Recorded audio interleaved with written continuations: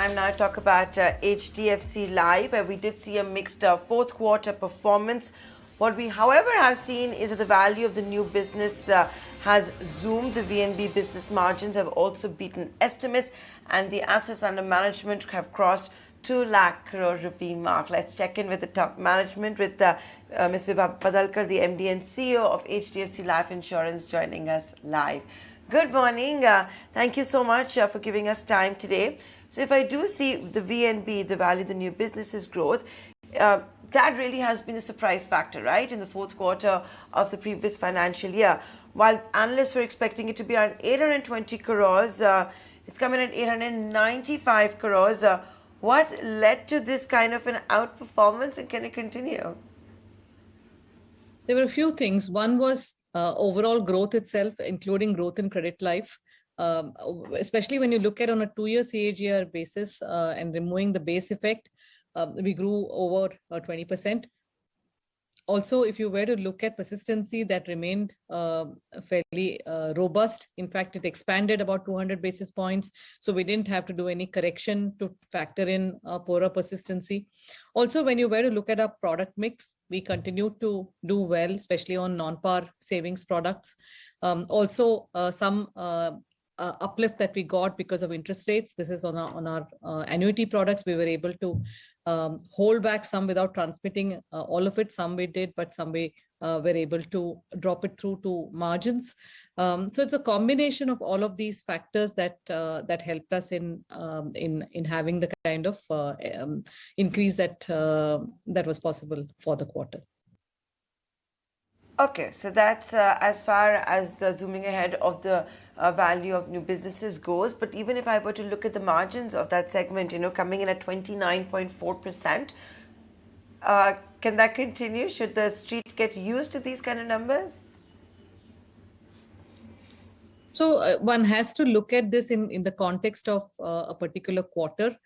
I would say that we should look at the full year VNB. Because in the past, this is not the first time that we've reached a 29% number. Some of these, a quarterly aspect to it or some seasonality sometimes delivers that.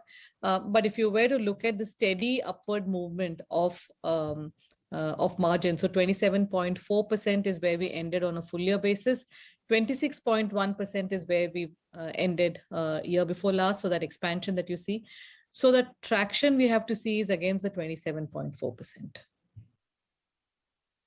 Growth has been a bit muted. Was it largely because of the decline in the agency channel?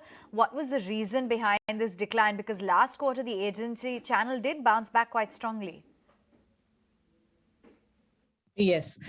No, in fact, the only reason was the base effect. So if you were to look at on a 2-year CAGR basis, we grew about 22%.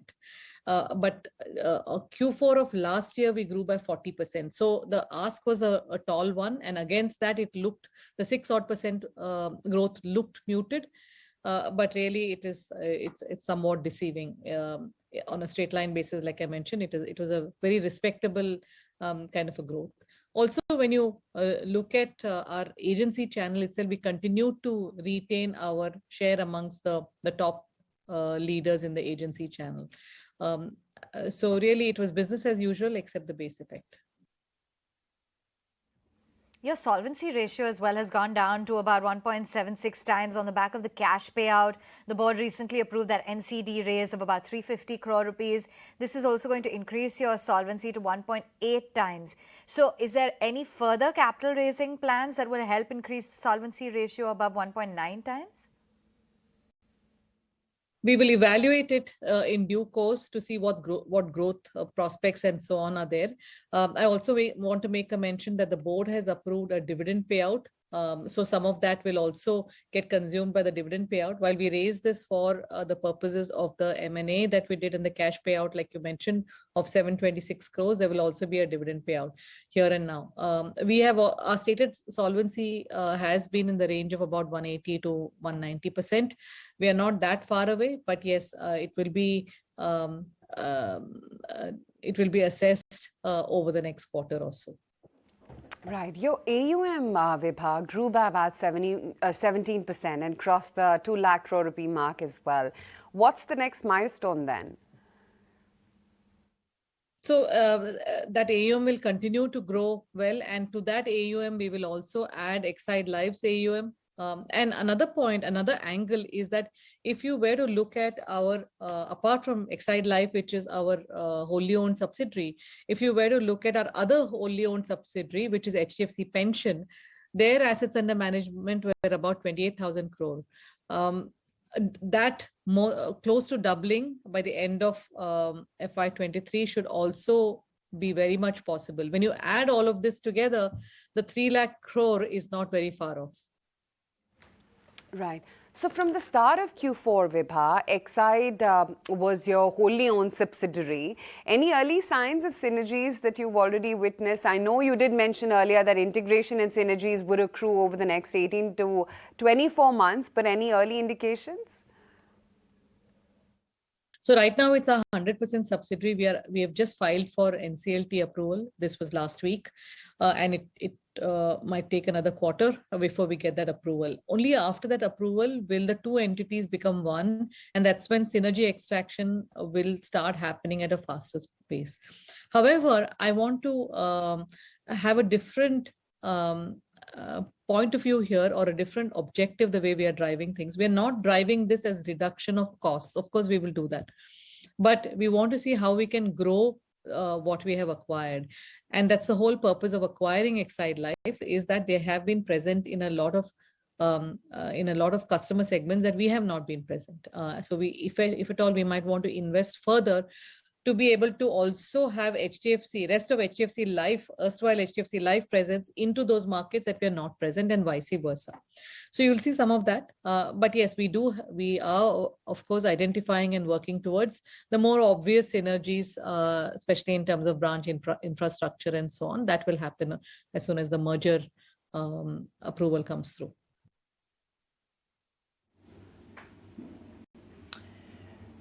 Padalkar, while we have you with us, the big event to watch out for, May 4th, the LIC IPO will be opening. The details are out, including, of course, the price band, 21,000 crore rupee at the upper end, discount for retail investors and policy holders, 1.1 times embedded value. What can be the impact of this on the insurance companies or the listed players? So first of all, very, very supportive. I think this is a very positive development that one of the largest financial firms is now going to be publicly listed. And public listing, as you know, does bring its own rigor, its own discipline, more disclosures, and so on. Also, the benefits are there the same way as we reap benefits, wherein your customers are also your shareholders. So you're connecting with them on various levels. As far as business is concerned, I think there is a bit of confusing in terms of messaging, because what happens on a corporate event is slightly different to business prospects. And largely, business prospects would be there even with or without the listing of that. So we'll have to see in terms of another couple of quarters. In the recent past, LIC's growth has been somewhat muted compared to private sector growth. We'll have to see how they refocus on some of the things that they will obviously want to do. At the same time, listing does bring discipline and more transparency, like I mentioned. So it's not just pressing the pedal to go for top line, but you'll also have to have bottom line, you'll have to have persistency. So really, it will have to be a balanced scorecard.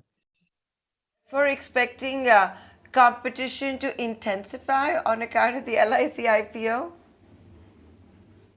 We already are working in a very, very competitive environment, and LIC has been there throughout. So I don't see per se anything that will change dramatically. However, I do think, and I believe that we need to focus on how do we expand the pie than just seeing what is the size of the slice of that pie that I will get. That will be very myopic. I think there is a huge opportunity, and that's where we should be focused collectively as a sector. Okay, fair enough. Now, from a two-year perspective, the rate at which we've seen costs grow is half of that at which revenue is growing. The operating leverage really seems to be kicking in. So how do you see that playing going forward? There will be continued cost pressures as there's competitive intensity. However, our objective is to continue to reduce fixed costs. And that's where the leverage comes in. Continue to reduce all our support costs in terms of how do we use technology, how do we have efficiencies eked out, and so on. Yes, we will have to continue to invest in two things. One is in technology. The second aspect is in how do we give a differentiated onboarding as well as servicing experience to our customers. So investment over there, but funded through savings in other parts of our business. And post the kind of impact that we've seen due to COVID, what kind of structural changes are you seeing in terms of customer trends? Is there anything that you've observed?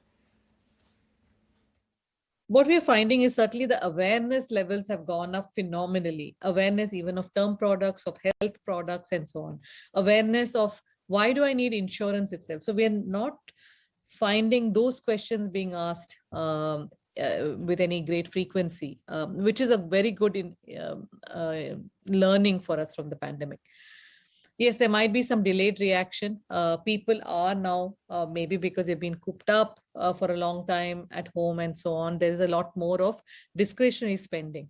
So we're seeing a lot more travel, a lot more of holidays, a lot more of meeting, greetings, that sort of thing. That will also normalize once people have had their fill on that. That's when we are reasonably confident that they will come back to basics to say, okay, we have survived the pandemic. How do we protect our families when the going is good? And that's really the right time to protect families. So we do believe that our constant engagement with customers will result in that after this little bit of a hiatus when people want to take a break. Sure. Vibha, lastly, going forward, are you going to be focusing to continue to remain more on the tier 2 and tier 3 cities, or do you plan to grow your market share forward? No, it'll be a combination of everything. It'll be a combination of where our strengths lie or traditionally have been there, which is been amongst the top 10 cities. At the same time, on the back of learnings from Exide Life, we will see how we can increase our presence in some of the non-metros. It will be where we can sell in non-English language, where we can reach out to folks that have that are in the non-salaried band. We will continue to innovate on technology in the salaried band and so on, or in the metros. Also take technology to the interiors on the back of simple onboarding, like I said, regional languages, support in regional languages, and so on. So it is really all of these things rather than this or that. I think we have to be omnichannel, omnipresent. That becomes very important. We have to be where the customer is and not the other way around. Okay, Vibha, great to have you on the show. Thank you so much, as always, for taking the time out and speaking with us today.